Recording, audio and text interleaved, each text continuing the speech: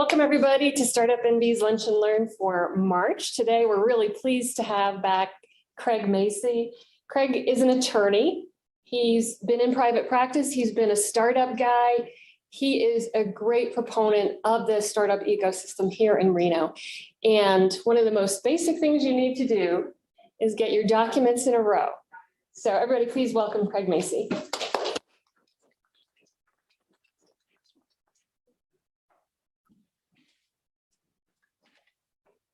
Okay, well, welcome everybody, both present and online. So let me give you a quick background so maybe you have a reason to actually listen to me. Upon finishing law school, the first thing I did was take off to Silicon Valley and not be a lawyer, and spent about 10 years helping to start companies. The first one we did went public, the second one died. Then VCs would drop me into places and companies would get bought. So I got to touch everything from a executive type level rather than a lawyer first. Then after about 10 years of doing that in the Valley and getting completely burned out on startups, well, thank you. And moved to Reno, and that's where I started doing some amount of law. I pop back and forth between companies here in different roles, entrepreneur in residence, chief product officer, and lawyer guy, back and forth over the past 15 years. But in all cases, I've stayed pretty close to startups, emerging growth, technology companies. Seldom do I stray outside. I'll sometimes help, but that's where my sweet spot is, and it's the stuff I know. So that's a quick summary on why you might, well, at least some justification listening to me babble for an hour. So keeping your docs in a row. The first thing, as I originally had put this together, it was, wow, there's a lot of documents I've had my fingers on. I've had it on just about all of them that you're going to see. I either drafted it, revised it, litigated it, negotiated it, fixed it. In any case, I've touched all of them, and which at least gives some credence to the stuff I say. I'll give a lot of anecdotes and stories behind things that have happened and issues that come up. Let's see. So the other thing, strategic importance of key documents. There are no key documents. And I say this a lot because if you go and you look at the top 11 documents you should be worried about as a startup, and it's all baloney. You have to actually worry about all of them at least some level, which we'll get into. But I always say the key document is the one that ends up mattering someday, and all the rest of them don't. So, but you don't know which one it is. And so you're kind of placing some bets. So there is no key document. The key document's the one that ends up being relevant. So this is the ever-present lawyer disclaimer. I'm a lawyer. This isn't legal advice. You can read this. You need to get help. I'm not helping you. I'm just being educational and all of that kind of stuff. So there we go. Now you can't come after me and say, yeah, but Craig said. So, unless some of you here are my clients get to say that. But yeah, but you said this. So, what do I operate now? So now I have a law firm here in town, and we specifically work with emerging growth and tech companies. We do a little different model than most are used to. It's subscription-based, called a concierge service. If you have ever seen what the doctors do, it's not dissimilar to that. Really, it gives you a predictable way to price things out on a regular monthly basis. It covers a lot more than the count your heartbeat, surprise, surprise, lawyer, billable hour approach. Proud to say that this law firm has never billed an hour in its entire existence and never will. So there you go. But what does it cost?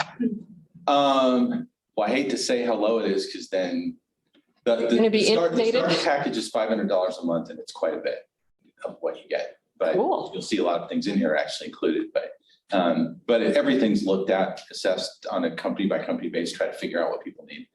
It's always less than they think, interestingly. You think it'd be more, but everyone thinks they're going to do a whole bunch of stuff the first year, and they don't. And so like, oh, I need this and I need that. I'm like, hey, you don't need it yet. You think you do, you know.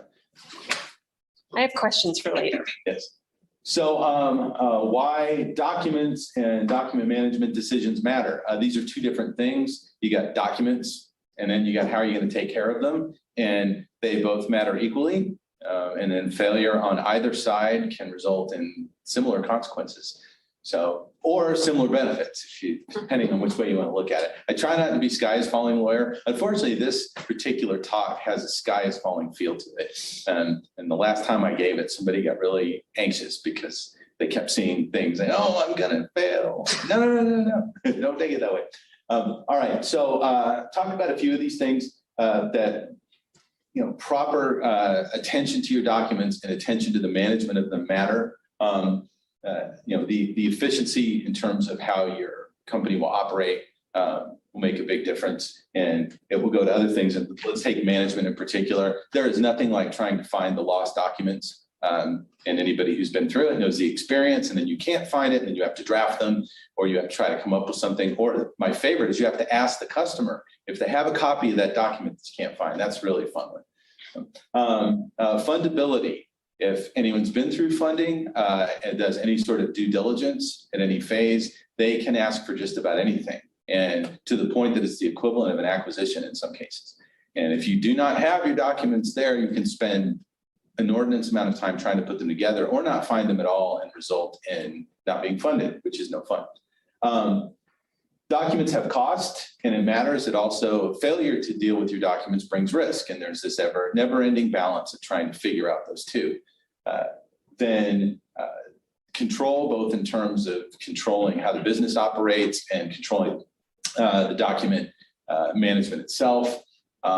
Security is a massive problem nowadays. How are you going to take care of your documents? And you'll find that as a company you're with grows, you start getting this pressure from customers to want to understand and contractually have you agree to management of certain things. And so all of this security, which used to be just something that was nice to do, now ends up being this contractual obligation in your agreements with your customers, which then bleeds over into the acquisition, when one of the first things they ask you during due diligence is, you've made all these promises that you do all these security things. Do you actually do those?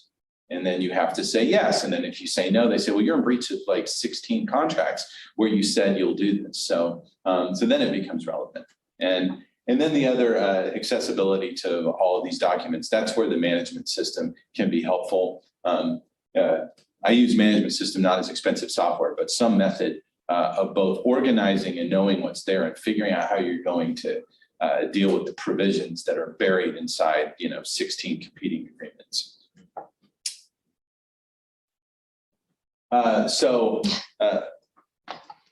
It's my preferred metaphor for things, which goes completely contradictory to my whole thing that I don't do skies falling lawyering. Why do these matter? Well, the whole point is, in startups in particular, where every day is an existential dilemma, every day you're taking risks, is which document matters. And you can't afford to take care of all of them. You can't afford to do all of them. And so a lot of it is trying to pick, well, which landmine is the one I don't want to step on? Because I'm probably going to trip over something, but I don't want it to be that. So that's what it really comes down to, is these documents are supposed to help you avoid that. And if you can pick them well, or you can find someone experienced enough to help you pick where the landmines are, then you know where to focus attention in a particular document or a set of them. So these are things I like to list off that are riskier than you think. And some of the hardest things I have to do is fix things related to this. Sometimes it's worse than not doing anything. So the do-it-yourself approach, I threw something together. Oh, I took some money from someone and I just wrote up this little email that I owe them the money. Isn't that good enough? No. Infinite number of problems that follow from that. So there's the do-it-yourself risk. Templates. So worst thing you can ever say to a lawyer, hey, so do you just have a template for this? Yeah, that's what we do. We just sit around with templates and hand them out. No, templates, there's no such thing as a good template. Templates are good for starting and then crafting it to be directed to your business and your issues. But I've never seen a template that works for everyone. I hear it all the time. Well, can't you just do a convertible note template and then just reuse it? Well, no, we all have things we like to start from, but it varies every time with every detail. What about boilerplate? Another lovely thing lawyers like to hear. Oh, this is just a bunch of boilerplate. Well, that boilerplate is slightly adjusted wording in each case to tailor to which side of the table you're on. So you'll hear words like directly or indirectly, relates to, arisen from, notwithstanding anything to the contrary. And they go, it sounds like a bunch of boilerplate. Those phrases determine whether you owe $1 million or they owe $1 million. And it may look like it's just boilerplate, but it's very significant what words you choose. So sure, we start with certain canned sets of languages and then we adjust it. But no, I don't just fill it with boilerplate and then ask to pay me money. Not really what we do. Lawyers themselves, well, how could that be? Lawyers don't like to admit they don't know things. It's a problem with the profession. And so when you ask them stuff, the good lawyers will go, this is way out of my wheelhouse. I don't know anything about it. We got to get help. Or, well, I can help you with it, but you got to take a big caveat here that I may not deliver what you expect, but I can try. But I see plenty of them where I'll go through and I'll say, this person has absolutely never done a document like this. And their client's probably going to sue them for malpractice if anything ever goes wrong because it's so bad. So you have to actually not just automatically assume because a lawyer uses nice words that they know what they're doing. They may not. Reuse. My least favorite thing I ever hear is, well, I'm just going to reuse this from my last company. And oddly enough, it goes to the next one. Mentors tend to reuse stuff from the past. And so it's like, don't do that. If someone gives you a document, you should just assume it's horrible and bad. I mean, laws have changed. There may be things in there that are genuinely illegal now that were fine when it was used by somebody in the 90s. Yes, actually happened. So watch out for the reuse and the mentor provided stuff. It's great. I'm not slagging on mentors. I am just pointing out that sometimes the delivery of a legal document from a mentor is not a good idea for anybody. These things are very state specific. So people ask about, well, NDAs.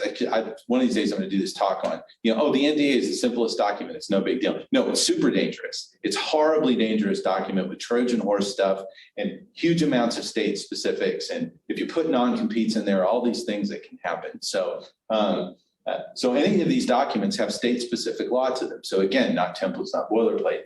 And then these online services don't even get me started. Every time somebody says, oh, well, I just downloaded this from LegalZoom, I know I have a lot of work to do. So this real quick one, this is the whole balance. And I try to keep in mind all the time. If you give me $1 million, I can eliminate most of your risk. If you give me $0, I can't eliminate any. And somewhere between those two, we have to figure out based on budget what we should try to do. And then that comes to picking your landmines selectively. Is that really true? What? That $1 million will buy bulletproofness? As much as the law can provide, yeah. I mean, as much. But $500,000 won't do it? You only get halfway there? No, I'm saying $1 million. Okay. Yeah. If I got to go on record for saying I'm going to, from a documentation perspective, get rid of risk, I'm like, yeah. And then I'll leave myself the caveat. Of course, laws change. Right. So there's a bunch of statistics, and you can post a PDF. I'm not going to go over it, but it was interesting stuff on docs and value. I am not going to walk through it, but some people like numbers. Like, why should I care? Okay, well, here's the statistical. These are arbitrary categories, mostly for startup tech, emerging growth. And again, you can always pick a way to categorize the world, but I thought, all right, well, pretty much everything I can think of falls under one of these. And it's a good way to think about it as you go through, which is what will also sort of a little bit give the structure of what we'll hit through here. I kind of organized it this way, but it is arbitrary. Nevertheless, it still seems to be a way I talk about things, and everything comes up in chunks. So it's like, okay, I'm ready to do employee stuff. Okay, well, here's the documents and the things to consider around that. Can you touch on pitch and historicals? Are there really legal aspects to that? Yeah, so let's see, which one to start on? The accredited investor bit? I mean, the pitch deck, there's a whole bunch that goes to that. So there's this pitch deck, and maybe stay away from the legal, because I'm trying not to go down a rat hole on it. So the first thing I say with your pitch deck is you're going to do this deck and it's going to make all these representations in it. and then you're going to hand it out, and it's going to change. And then you don't remember what you gave to who or whom. And then you have to go back and say something later, and then maybe you didn't quite get it right, that, you contradicted something, and then, there's lots of historicals in the pitch deck too, and then they don't match up with the thing you said before. In certain cases, that pitch deck can become a fundamental aspect of the money that you raise, which then becomes things that people rely on, depending, especially with crowdfunding and other stuff that's happened now. You have to make SEC filings if you're going to do the easy online crowdfunding, but then you've got this. So the managing your pitch deck is more than I just throw this deck together and go get money. Yeah, but you're putting a lot of stuff in there that you don't want to cross the line of misrepresentations and other problems. And you want to remember what you told people, because you can absolutely lose credibility if the next time you talk to them, it's contradiction in what you said last time. You're like, oh, I don't really. And most of the time, I don't see people managing their pitch decks. So folder it, date it, say who saw it. So next time you have to talk to me, what did I tell them last year? I don't even remember. Does it make sense to put disclaimers, and does it matter if you put disclaimers on your pitch deck? I probably not, and especially because you're pitching to venture capitalists and they're not signing NDAs. You're kind of throwing yourself at their mercy in the first place, and so you can put the stuff on there. They don't, it's not going to save you from anything. The other part is, I always say that pitch deck is a sales instrument, and if it's got too much stuff in it you're not usually going to see a pitch deck open with a disclaimer and a confidentiality statement. And if you did, the VC is going to go, you don't understand the game. Yeah, I get really annoyed when I see it. Right. Yeah. So this is the most important document. I always go to this. I always check to see, does anybody know what this document is? No. Like from a fax machine where you had a cover sheet? This is a TPS report. What does TPS mean? Oh, okay. Are From you- the office. Yes, thank you, from Office Space, movie. It's the famous total project summary report. So it's TPS report, right? The most important document that we never actually get to see in the movie. Right? I always like to say, I don't watch that movie anymore. It's fundamentally important. Craig is a big fan of movies. All right, so let's talk a little bit. We're going to kind of go through some of the, I'm not going to tear apart each one of these. I don't have I'm not even telling you what time it is. Oh, Let me grab something. Hold on. What do I have? How much time do I have? What time? till about 20 after 1. Okay, just want to keep an eye on it. So go over. I'm going to go through some of these, just talk about a couple of points or give some anecdotes about things why they matter. But if I went through every document, we'd be here for days. So formation in governments is a really big deal. It's not something that a lot of companies pay attention to. And you think, oh, well, you get you do your thing that forms the company, and then you're kind of good to go. Except that there's a whole bunch of stuff that happens after that. And even if I go to sort of the first part, I think about minute books and, corporate resolutions, the amendments to operating agreements or the amendments to your bylaws, all of these things in the governance exercise are pure tedium to a company that is trying to get moving and just build cool stuff. The problem is that most of the things you do, if you don't do these, aren't even valid. It's like they never happened. And then they have this huge fallout of problems that occur. So I'll give a couple of anecdotes to things like that. So when the company's going to do certain things based on these original documents that are put together when you create the company, determines whether the board has to basically put in writing that they agree to do something and vote and sign a document, like granting stock to people. So what will happen a lot is we'll extend an offer to someone and we'll say, you're going to get some stock subject to board approval or something like that. We never really get around to doing it. And then years go by. Does this happen? Oh yeah, all the time. And then big events occur, stock price has gone up, but the actual grant never really happened. And the laws have become more clear about what counts as a grant.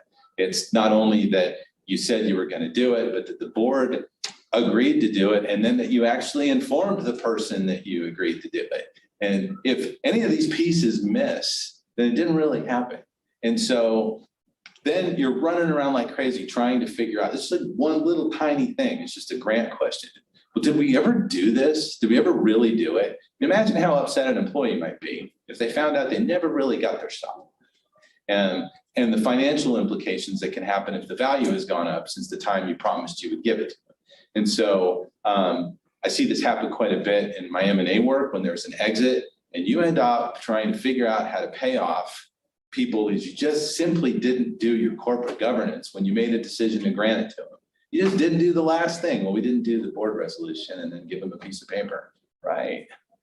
But we said we would. So all these things can become, insanely consequential over time. Now, fortunately, and it's back to state specifics again, you'd say, oh, well, is there any way to fix it? Well, you can ratify the past without explaining how that works. And you can actually use some of these documents to go back and ratify the past. But every state has its own statutes on how you do that. It's not as simple. And a few years ago, it wasn't simple at all to just say, oh, we're going to ratify the past decisions that were made by somebody. We're going to ratify these past actions. But some things aren't really, you can't go back and fix grants, really, if the whole piece wasn't done correctly. So all this stuff kind of folds together and becomes really important on the governance side. Another one I like to point out is foreign qualification. I tend to encourage companies to start out from day one as a Delaware C Corp for lots of reasons. And they tend to forget the fact that, okay, you're a Delaware C Corp, but you operate in a state like Nevada. You still have to pay Nevada its pound of flesh, and you have to fill out forms to be a foreign corporation in Nevada. Oh, well, doesn't that cost more? Well, it's funny. It almost nets out to the same. But you still have to do it. If you don't do it, then you're not complying with the rules, and that can create its own sets of problems. So that's always an interesting one. We'll cover some of the other stuff like buy-sell agreements, shareholder agreements, things like that. Those are the two sort of things I like to really point out in here. But governance shouldn't be passed over and tried to be fixed later. It's just hard. It's really painful, and it can be pretty expensive. I've been paid quite a bit of money to come in and do cleanup, approaching an exit, because it's so much work. Meaning, I don't necessarily mean tons of paper, but just trying to figure out, undo the past, correct the past, and then get all the people to sign it that probably don't like you anymore. So one of these big documents in there, the articles of incorporation, there's a whole bunch of stuff in there. And the interesting part on this is really the last one, is that it's a more dynamic document than you think. It changes somewhat frequently. When most of the time when you raise money, it gets touched because different classes of stock get created. There may be things that happen where you increase authorized shares because you run out of shares because you gave too much away. Lots of things happen there. So but it's not a static thing that happens one time, and it's worth being aware of. So a lot of companies I know, they never even looked at it. And so, well, you might want to, because it's got some things in here that have to do with how you're supposed to run your company. The bylaws, it's the same thing. Bylaws are on the side of a corp. Operating agreement is the similar document for an LLC, but this gets more into so exactly how does the company operate? And these are some somewhat random, interesting aspects of what's in there, but they can be particularly long documents. Operating agreements in particular can be extremely complicated and long because of how LLCs operate, somewhat like partnerships. But it's yet another one that you will see that I see this happen a lot. Someone forms a company and they never go revisit it. It's not that you have to file this. It's just, oh, well, I created my company and I have some bylaws and we ratified the bylaws. And if you do it online, they just give you some random bylaws and then you ratify it and we're good. And if you don't give it a revisit, the time you'll visit it is when something really horrible happens. And then you try to go like, oh, what do we do here? Oh, let's go see what our bylaws say. And you realize that they're very bad and they're not going to accommodate the circumstance or the problem that you have. And so, you know, for example, between the articles and the bylaws, you might have something about how the board is to be put together and how many board members you're supposed to have. And it turns out that you've got an even number of board members, and because of the way the voting is, there's nothing to deal with deadlocks, and you're in a circumstance that you can't actually, you're stuck. You can't do something because you don't have a way to deal with a deadlock. So it's just, hey, these are things that lawyers deal with a lot, and try to put that together, not from templates. But starting and sticking with the stuff that you get when you just form the company, especially if you did it yourself, is not a good idea. Revisit it before you get a problem, not once you do, because it's always too late. And it's usually something around a board. It's going to require a board and shareholders to get these things changed. And when you've got a fight on your hands, it is too late to change it. Is there a specific person that needs to go in and change those things, like a specific registered agent, or an officer can go do it at any time? Or? Yeah, so this is just sitting on your computer. I mean, it's not anything that's sitting in Delaware, for example. And so you change it, and that goes back to the rules on, you know, there'll usually be something that says, okay, the board, for any change in the bylaws, the board has to approve that based on this percentage of a vote. Or there might be something for certain provisions, there has to be shareholder approval. Or if you took money and you took big money, they have a whole series of things called protective provisions that would say something like, any change whatsoever to the bylaws has to be approved by me, the big investor guy. So any of these things can, and these protective provisions also get put in these, you know, article/bylaws world. So so I can't, it depends who's going to actually bless the change or where the change starts from. So yeah, somebody's going to change the document, but then the whole process is going to get run through, depending on what the current state of requirements are to implement whatever the particular change is. And do some states require that you post that information on their local state? No. This is just all. They couldn't really. I mean, this is confidential stuff. So, but I don't, you know, it's confidential, but I also, you kind of keep in mind that, yeah, but this is the kind of thing lots of people are going to see, investors, other things. So founder agreements. So this is an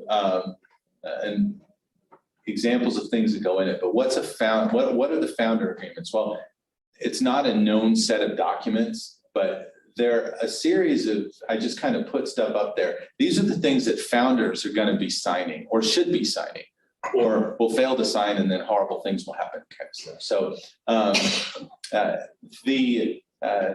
I'll give some examples that aren't immediately intuitive and always cause headaches. So vesting agreements. So founders start a company, they've been noodling around for a couple of years, they feel like they put a lot of work in, they come sit to talk to me because they're going to go raise money, and we talk about, well, we need to get a vesting agreement for your stock. Well, why would I want to do that? I've already earned it all.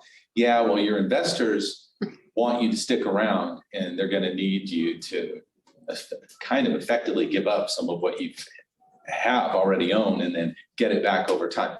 That's horrible. And so there's this, you know, hard digestion on that. The other side of it is, in the early days, I'll usually tell long before there's any investment, you know, all the founders, look, you should have a vesting agreement. Why? Well, because if any one of you becomes a problem or decides to walk on your own, then you become dead weight on the cap table because they own that percentage. So if they said, oh, well, we're going to divide the company up in thirds and we all own it all right now. Yeah, well, what happens if Bob leaves tomorrow? Then he still owns a third. He owns a third of the company. You're not fundable. You know, you've got a dilution problem forever for everybody that tries to come in. It's, you know, that's not why you do it. So it's to protect each other. Now it's true. You have to give up a little bit for that. You're saying, well, I don't own everything on day one. Right. But in the same breath, if you're doing this with other people, you can't afford to have people owning, you know, significant percentages of your company. Does it happen a lot? Oh man, probably once a month I've got to deal with one of these circumstances where somebody walks or gets pushed and they have a giant amount of the company and simply will not cooperate because it's not friendly at that point. They're like, no, I don't really care. Close the company. I don't care. So So that's a big one. I'm certainly not going to talk about 83Bs in here, but it's important. Employment is always an interesting question because people think they should have employment agreements, and long discussions with lawyers about should you or should you not have employment contracts in an at-will environment, and what kind of obligations does it create? As an individual, you always think you ought to have it with your company, but then you realize what happens if someone else has it. And again, you have a parting of the ways, and this has a whole bunch of obligations attached to it. It can get super tricky. I don't always win the debate. I am an anti-employment agreement guy. I have plenty of my companies that insist on doing them, or their advisors tell them to do it. But I will say this, never had any case come up yet where something as bad has happened for the company lacking employment agreements. But I'm in the middle of one right now that involves a case where they decided to do it and things didn't go so well, and the employment agreement provisions are kicking in for the person that's leaving, and they're like, boy, we shouldn't have done this. So I think it's more of a problem than it is a help. The biggest item on here by far is the second to the bottom, and seldom. I'm trying to think if I have ever come across a startup that had confidential information and pension assignment agreements signed by everybody in the company the day I showed up, unless they already had counsel prior. And I don't think it's ever the case they have them. Why does that matter? Well, because your company probably doesn't own any of the IP if they didn't sign this. And what does that mean? Well, think about what that means. So there is a statute in Nevada that it's a little one-liner that covers employees doing things that are patentable, and that's the property. But it doesn't cover anything else. And then for contractors or anyone, nope. And then it can be really ambiguous for founders. So getting these early is important, again, because if someone leaves, they may say, I don't feel like signing. What are you going to do? I'm going to take my stuff and go home.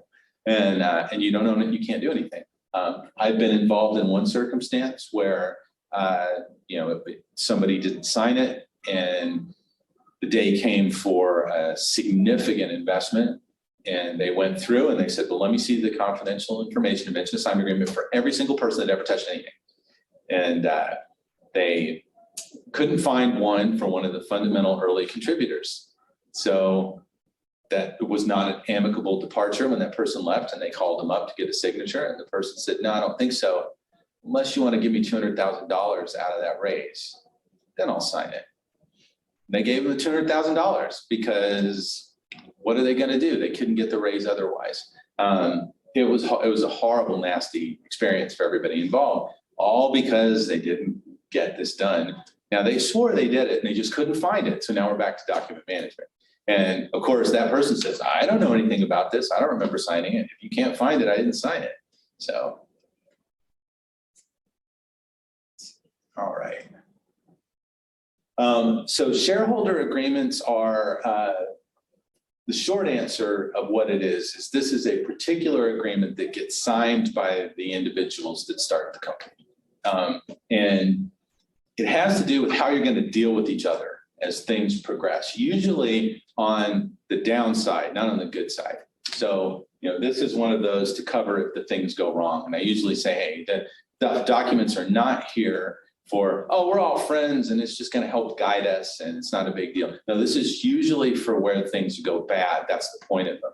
And so if in this particular case, you'll see, it does sound like it's pretty negative. Death, refusal, so dragging, these all sound like really bad things. But yeah, it's trying to say, well, what's going to happen if we have to part ways for whatever the purpose is. And the better this document is, to say that it eliminates the company killing, the most likely thing to kill your company would be an understatement. It's that breakup that causes all kinds of nastiness you can't recover from. And so these can get pretty detailed. The interesting part is, as the company lawyer, I represent the company, and this isn't between the company, this is between everybody. And they have to go get their own counsel and they have to all fight. And I just keep saying, You know, the only thing I'll say is, oh, yeah, well, that thing you guys want to put in there and agree to is not good for the company.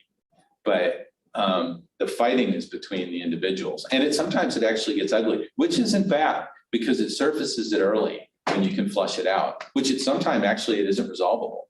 And that's okay too. At least you know now, as opposed to later after you put your life into something. Trying to think if there's anything specific I want to talk about. Doing that great on time. No, I'm not going to. I'm going to keep going so I have time for questions.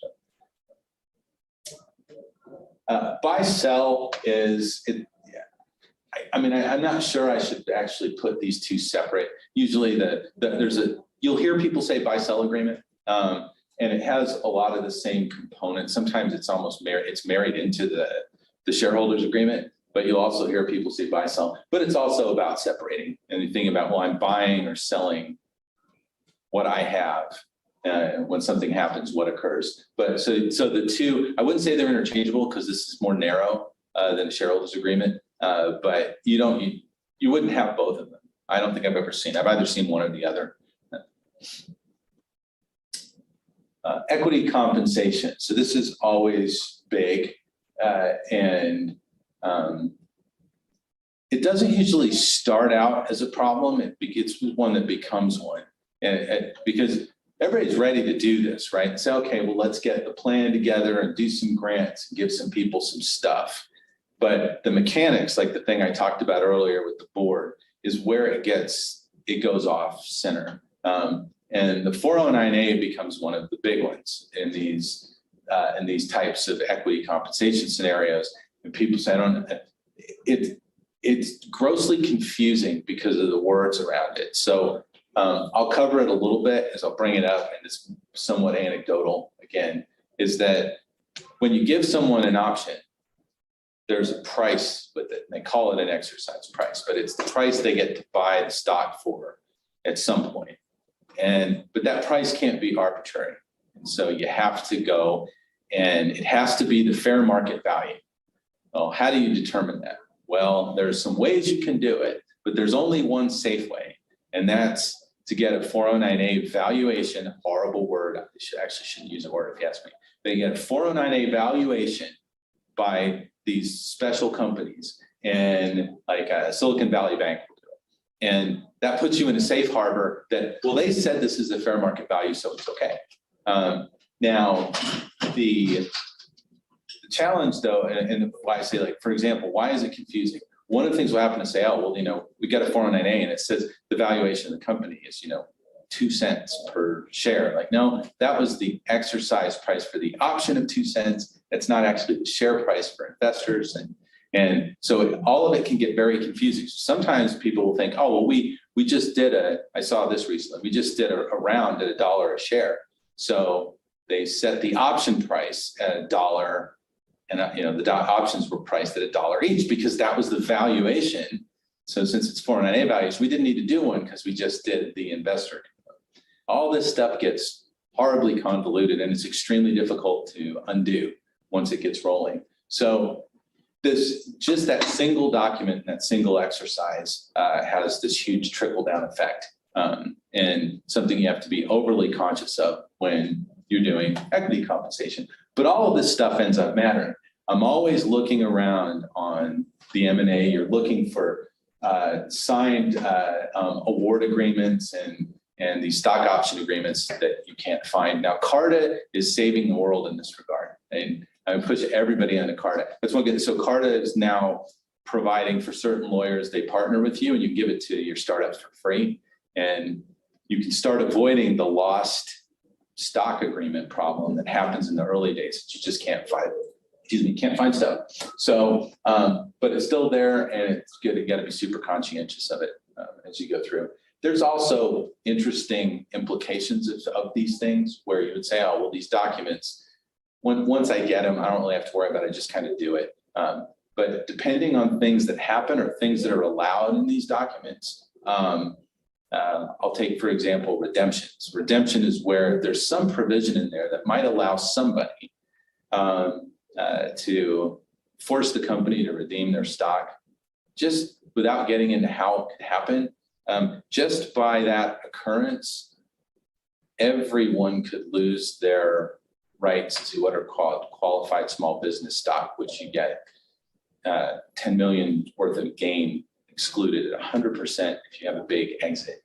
And it can disappear just because of the way and the things that get allowed in some of these documents. So, so it's super dicey, super tricky. Back to why you don't just take templates. And the law changes on QSBS and everything every day. So using the stuff from the last company in the 90s, very bad idea, super bad idea.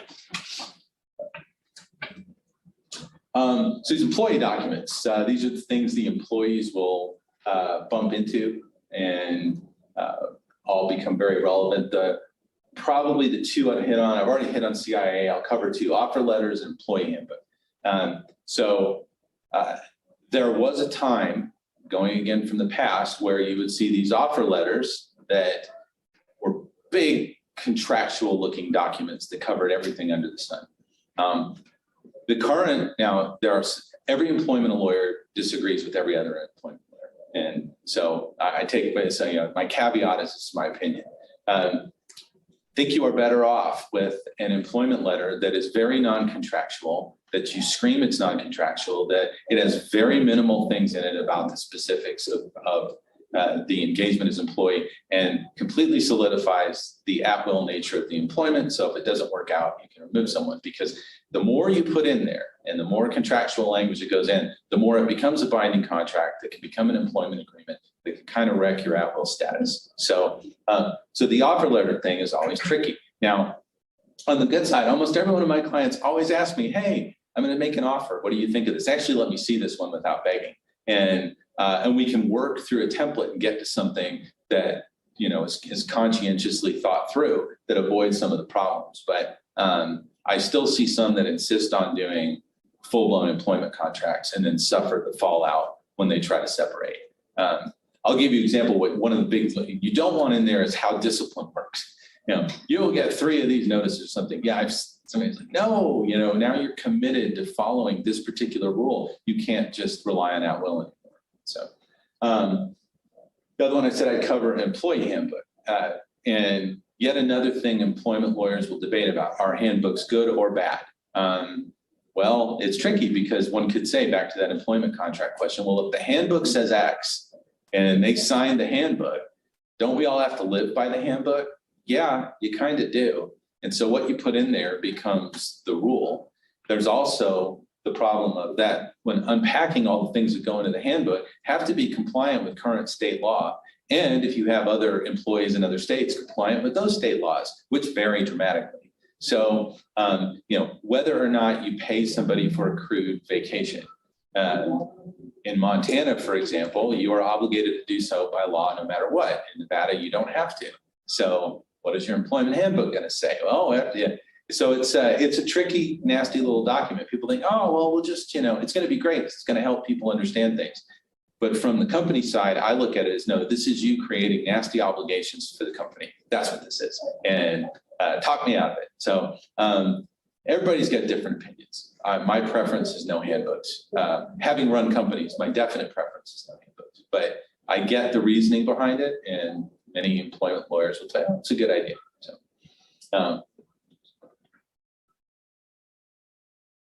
let's see, I kind of hit on the CIA a little bit on sort of the importance of it, the ownership question. Anything else I want to hit that I didn't talk earlier? Maybe 2 things. One, in tech companies in particular, developers hate this document, and I don't blame them. It is a company-focused document, and the one I use is super heavy-handed. Why? Because the company needs to own what it owns, and I need it with no ambiguity whatsoever. Developer says, yeah, but I want to go build apps on the weekend.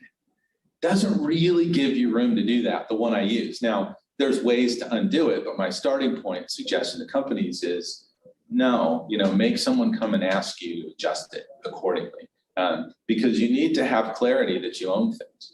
Now, you can keep going, and you can go to the point of, well, I'm going to put some non-compete language in here too, depending on the state, so that they're not going to be able to do certain things based on that. It's a bit of a Trojan horse once you start to do it, but some of my clients insist on it depending on what they're doing. saying I need stuff in there that they're not going to ever build anything competitive for the next X number of months or something. But it's a very heavy-handed document, but like I said earlier, it might be the most important for tech companies, from not just from the founders, but definitely from the employee level. The other element is this, I bring this up a lot because eventually it comes up, and it's always like, it's less of a legal issue, and this becomes this giant headache of stuff to deal with. It's this last one on who owns social media accounts, who owns the posting on those accounts, and who owns the domains, and who owns the GoDaddy account that administers everything. And so you part ways with someone. Or you're at an acquisition and you realize you parted ways with someone and you don't even have control of this stuff. Now, there are ways legally to go about, go through a process of let's say, procuring or obtaining or reappropriating these things, but what a pain. So I usually, suggest make absolutely sure, because it's real easy. I'll just put it on my credit card. That's where it starts. The IT guy says, I'm just gonna put it on my credit card, don't worry. No, don't do that, because who has control over it? What about the payments? Who's getting the notices for things? So all that stuff happens. So it could be a nasty, horrible headache. I haven't actually seen it blow up in some way it's just trying to, when you're trying to do other things, like in the middle of an M&A deal, the last thing you want to be trying to do is chase down ex-employees to get ownership. The other piece would be applications or something that they bought. Like I opened up my own Zoom account. Yeah. And I see, oh, no, we don't want you doing that. We have a card. This is the way it goes. But we're just doing this because it's easier. Yeah. Well, no, you're making it more complicated, because as a company, we do this. So it's true. It's, there's other, if you really wanted to get into I call them law school issues. It's like, well, what if I own the domain because I set it up, and then it becomes super valuable, and then I have to transfer it? Is that taxable? I don't know. These are things you do in law school. You make up these problems. Like, why even get in that circumstance? You shouldn't hold or own any of this to begin with. So, and the one I see the most, by the way, is somebody, so 3 of you get together to start a company, and one of you parked some domain that's really great, 20 years ago or something. Like, I got this great domain, it's only 5 letters. And so you all start using it, but you never actually transfer it to the company. And that domain maybe for sale is like worth a lot of money, and then it's worth more money. And there's all these questions about, well, how am I going to get it? Well, the time to do it would be right when you created the company. You can contribute IP in exchange for stock, and there's ways to make that not taxable, but that's a tiny window of time. Now you're 3 years down the road and you're supposed to transfer it. Well, now you got an issue.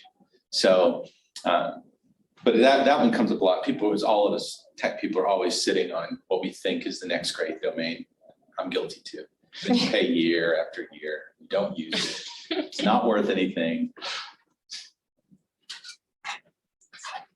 Oh yeah, I still don't have time. Executive employment agreement. So this is the even nastier side of employment contracts. And I don't think there's any place for these in a startup opinion. But for big companies, you see them all the time. Nevertheless, I see a number of startups trying to protect. Well, I'm a founder and I don't want to get pushed out, so I want to protect myself, and I want to do this full-blown executive employment agreement, that looks like you're just getting a CEO job at GE or something. And so, but back to that point, if there's ever a parting of the ways, which there often is, it's potentially company killing. is there a particular point at which you would want to consider those? If, let's say, you've gone through a certain series, or where I see it come up in a healthy way is during a large raise. And so, somebody's going to put 50 million in the company and they want to lock down key executives. That's where it starts to come in. And then it's a little bit of a negotiation about what it looks like, but it's kind of in everyone's interest to lock people in, as opposed to, I don't want to be pushed out by, a new board member or something. Let's see, I'm not going to cover the details in that one. So here's a bunch of examples. Again, since, a lot of the startup world we all deal with is tech related. There's all of these documents around things that relate to intellectual property and IP protections generally. And there's so many. And some of them are, everything's all patents, it's the first thing that comes to mind, which oddly enough is probably the least important thing on this entire list of things that could either immediately impact or have longer term consequences. I always bring up, it says it's it's like the system run book might be the most important thing on there. Why? Well, if you don't have one, what do you do when an employee leaves? How do you know you turned off all their access to everything, which you're obligated to do by contract with your customers? They can get disgruntled and steal things. It happens constantly just because they don't have a simple run book on what you do when people leave. So from a practical standpoint, yeah, it's probably the most important thing on there on a day-to-day basis.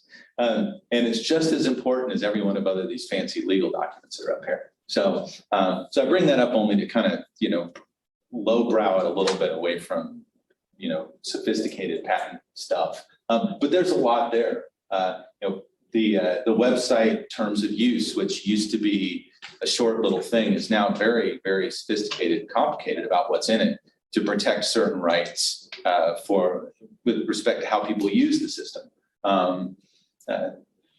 Some people look at this and say, well, I don't see anything about privacy policy up here. Interestingly, privacy policy is just a policy, and it doesn't really go to the question of IP. It goes to a whole different regime, which suddenly became important in the last few years.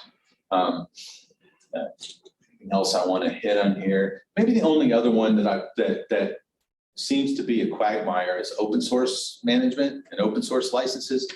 No one thinks about it on the start, and you can inadvertently forfeit all of your IP rights just by virtue of using the wrong piece of open source code.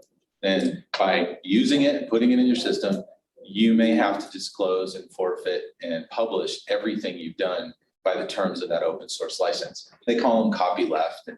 So there is a notion of trying to watch these open source licenses and management. There's all these tool sets now to manage your open source licenses. And it comes up a lot. It even comes up in customer deals where they want to know what you've got in the system.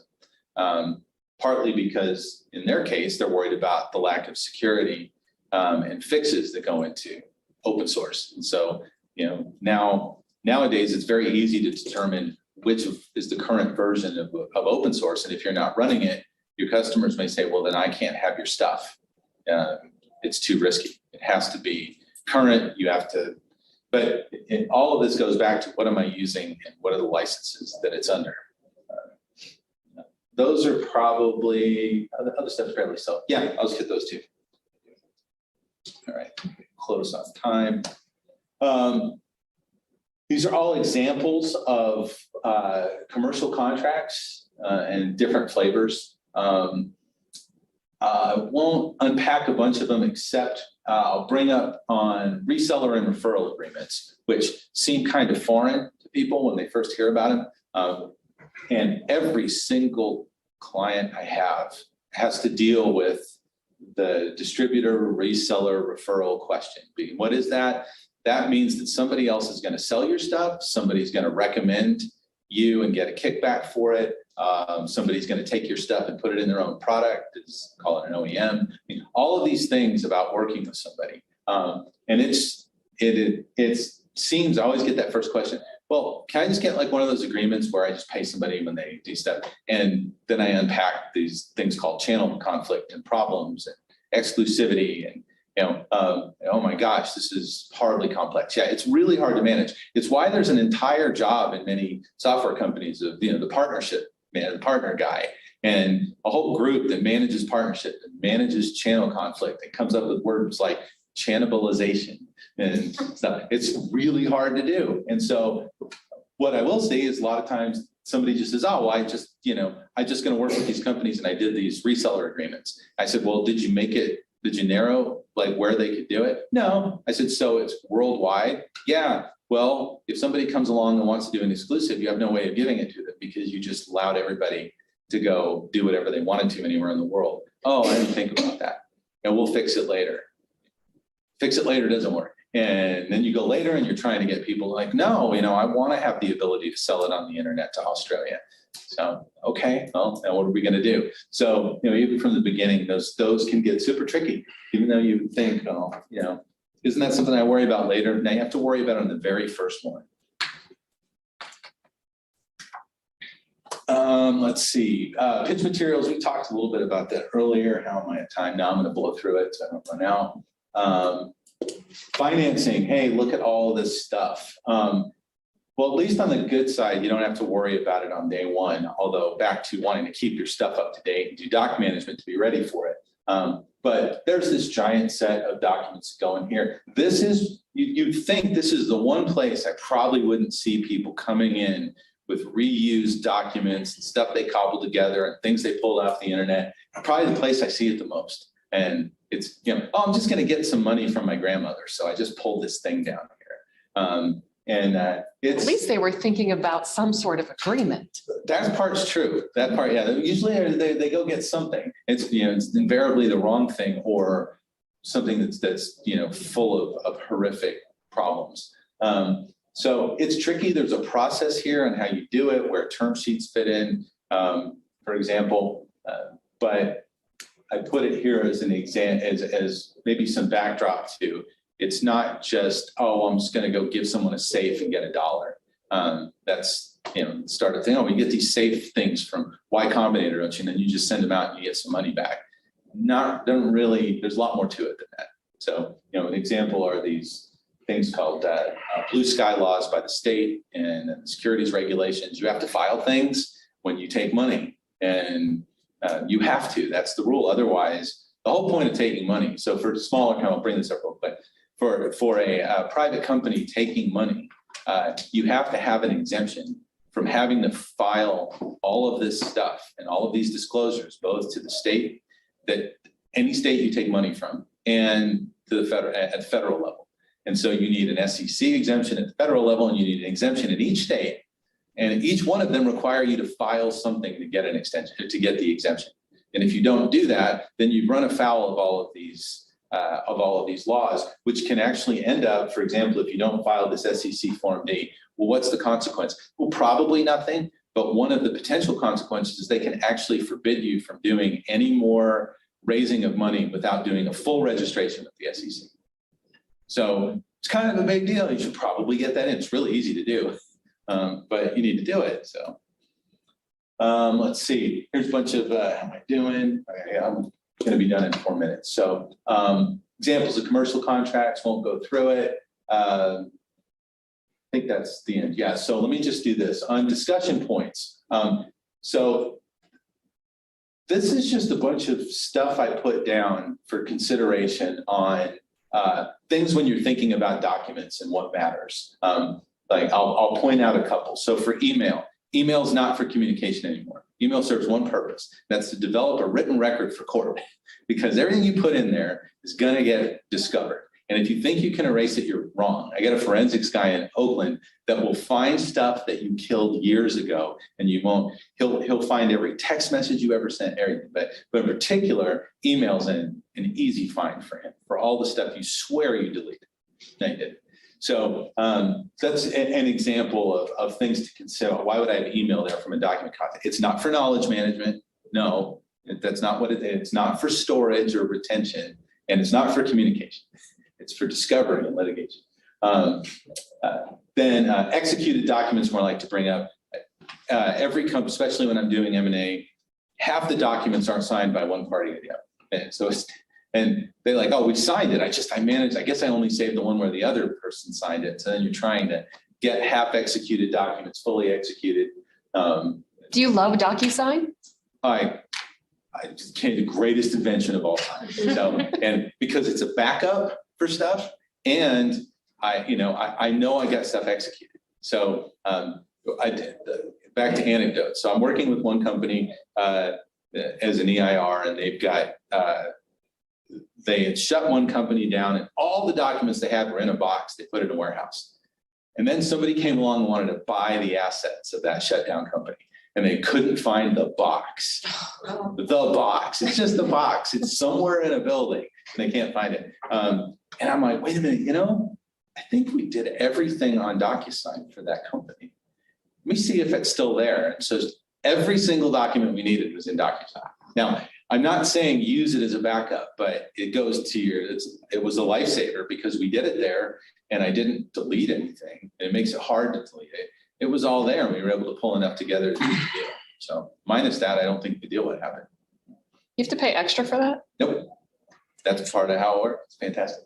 So, yeah, very early thing I say to the client, you've signed up for DocuSign, right? Let's see. So I'll stop there so I don't go over. And this is a bunch of resources I like to put up. These are, this again, this is me contradicting myself, like don't pull things off the internet, but I know people are going to do it anyway. So there's some things on here that, hey, if you wanted to go look, I usually say go look at the law firm ones like Cooley and Oric and Founders Workbench. You're going to get better documents. Because my answer in some regard is when I say, don't reuse, well, sometimes though it's better than nothing. And so if somebody says, look, I'm not going to pay a lawyer to do it, and I'm going to do this on my own. I said, well, then at least try to go pull some quality documents from the law firms that are on there rather than LegalZoom. I know I have Rocket Lawyer up there, and that's a super questionable one, but there's some forms on there that aren't too bad. And then there's some other things like these two have to do with things that make all your privacy stuff easy and cheap. It's like $6 a month. It handles your banners and all the privacy laws stuff. DocuSign we talked about. So it's worth looking at and familiarizing yourself with. And with that, 15 after, and I'm going to stop. Okay, questions? Questions? I'm going to ask Liz's questions so we get them out of the way. She wanted to know what was important in an independent contractor agreement. I forgot to ask her whether she meant, as a company, I'm hiring one, or as an independent contractor, I'm providing one. Now, every time I'm going out as an independent contractor with a large company, they say, no, use ours. Use ours. Yeah. So what's important in those? I always say it depends on what the nature of the engagement is. And so, for example, if the contractor is someone who's contributing IP, the big discussion becomes, what part do I retain if I put some of my pre-existing IP in the stuff I do for you? Or what if I develop stuff for two clients at the same time that share code and I'm using it for both? What if I develop something that I want to keep, but I'm going to license in? And so some of it can get very tricky and very debatable in a tech space about who ends up owning what. And can you, is it important to keep that in the one contract, or should that maybe the IP and the NDA be different than the contract? No, most of the time it's in one. And if you were going to do put the CIA into the contract, you put it as an appendix. A lot of times though, that thing is too overbearing for two companies to relate because it's so extreme. You may have signed an NDA beforehand and say, oh, we're under an NDA. Now, back to what, every time I bring up NDA, I bring up why it doesn't work, right? But, oh, I have an NDA already. Yeah, but what does the purpose of it say? Probably the one you signed says the purpose of this is to determine whether or not we want to engage. But now you're engaged, so that doesn't apply anymore. So it's like, so they say, oh, we're just going to refer to the NDA. Yeah, the one that's no longer any good because now you've moved past that. So I kind of like those agreements to be complete as a single document, not referring to random stuff elsewhere. Say, look, this whole thing, it's within the four corners of the document. But anything can matter. And that's the problem. It's like, well, maybe if it's two different countries, the controlling law matters. If it's two, some particular states are painful. What about a non-compete provision, but it's California? Then it doesn't work. And so all of that stuff, well, I don't know which provision I pick, which is why I always go back to every one of these agreements is its own life right there. It can't really reuse one. There's going to be something in it that's wrong or that doesn't apply. If it's, in some cases, the work might be more design related, and then all the stuff around copyright work for hire matters. People say, oh, well, I've got to work for hire and it's software. Yeah, but that's funny because software, there's an argument that work for hire doesn't work because of how the copyright law is written. You have to assign that specifically. And if you just said work for hire, it's not good enough. So it's depending on which side you're on, but the provisions, I'd say the ones that matter are always common for the parties on each side. It's just which way they want it to go. And then which ones are, depending on the nature of the engagement, which one's got a little bit, well, because of this type of engagement, this is what I'm worried about. Could be products liability, it can be anything. It just depends on what the specific nature of the engagement is. So Liz is a consultant and she would be going into a company and developing a plan for them to follow. Right. So not so much software. Good. So my first thought, if she'd say that to me is, okay, you're developing a plan. I'm kind of worried about limitation on liability and indemnification for anything that goes wrong. So I'm trying to think about this plan you put together, what might happen, and making sure that this agreement that she hands off isn't something they can come back to later and blame her for something going wrong. Right, so And you told me what to do and I did it and I got sued or something. right, and so, and indemnification and limitations and liability are the stuff that lawyers fight the most over. But in some of these, when you say the word, I'm giving you a plan, oh, I'm nervous about that because now you're going to follow that. I don't know what's going to happen. So I'd be, maybe extra focused on that. Whereas if it were software, I might be focused on infringement. Oh, I want to make sure that I'm not responsible for infringement if I can avoid it. So that's the first thing that would pop into it too. And then there'd be an ownership question of, well, if I developed a plan, do I own it or do they? Do they just own the deliverable or do they own the rights to the plan? Can I reuse the plan for somebody else? How do I do that? Do I retain those rights or do I actually do I own it? And so I try to make sure that I don't cripple myself to reuse the work I produce. I compare that to accountants. So accountants, people don't realize the same with lawyers. Like, well, who owns the stuff an accountant produces? He actually owns all of it. And if he gives you the numbers, that's a deliverable. But the spreadsheet with all the calculations is the property of the accountant. And then he can go reuse it somewhere else. Just like I, as the lawyer, have copyright to all my documents and I can go reuse them. But that's not immediately obvious to someone. They say, but I paid you to produce this document. Right. But you didn't buy the IP from me. And so it'd be the same with the plan. It's like, well, who owns that plan? No, you wanted the result. You don't own the copyright. Plus she has no control how well they execute it. That's right too. So, you get, and then there's lots of extra caveat. Yeah, there's lots of caveats and stuff you do to get around. Like, hey, I'm not making any representation or warranty that this does anything. I'm just giving it to you. So. Other questions, Carol? No, that's, So how difficult is it to switch from being an LLC in Nevada to either a Nevada C corporation or a Delaware C corporation? A timely question. So the short answer is it's one form to convert. It's nothing. And even to go from, here to Delaware, nothing, one form. Is that a standard form? Is it a template? It's a form. It's not a document. And it's something that's, on the Delaware site and on our Secretary of State site.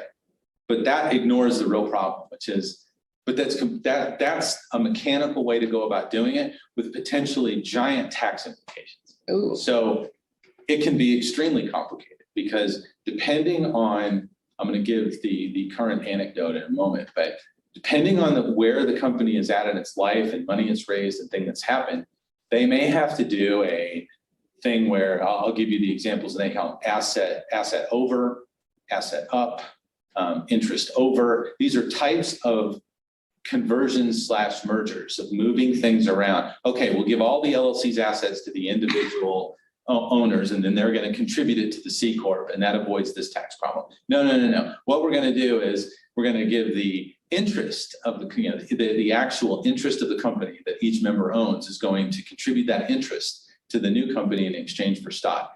These become ridiculously complicated tax questions. So where would this come up? Well, there's this rule because you're trying to have a tax-free transaction. I don't want to get taxed just by converting, right?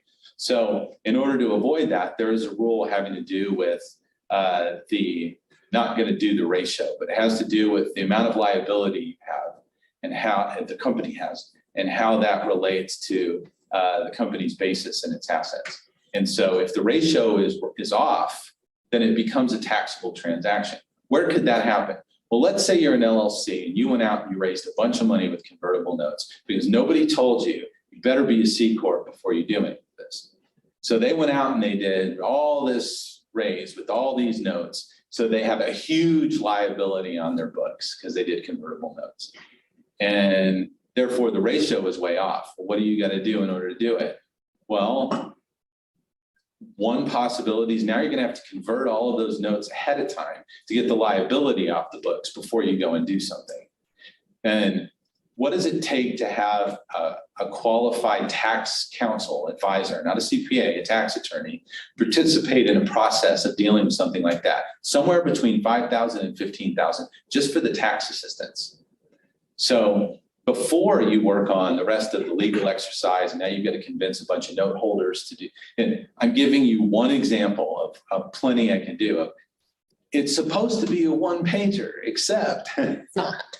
So, which goes back to an earlier thing that always comes up is, well, what kind of entity should I be?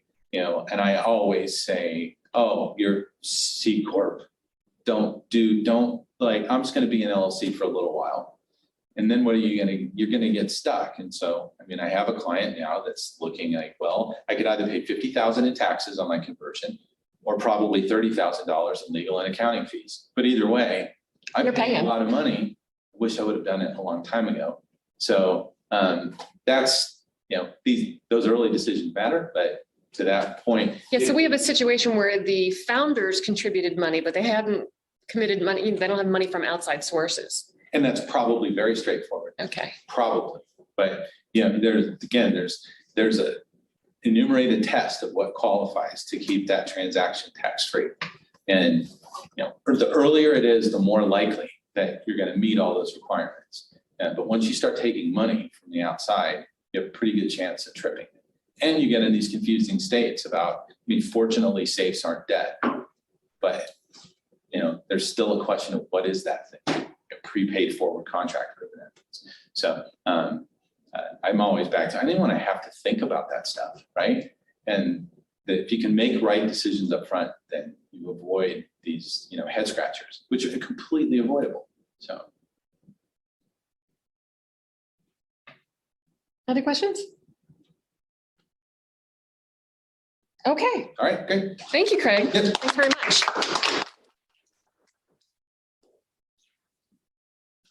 That was riveting and frightening. Try not to do skies falling. I warned you guys that this was a little more like yikes than maybe some other topics. It is, yeah, it is, because it's so important to be thinking about it right up front.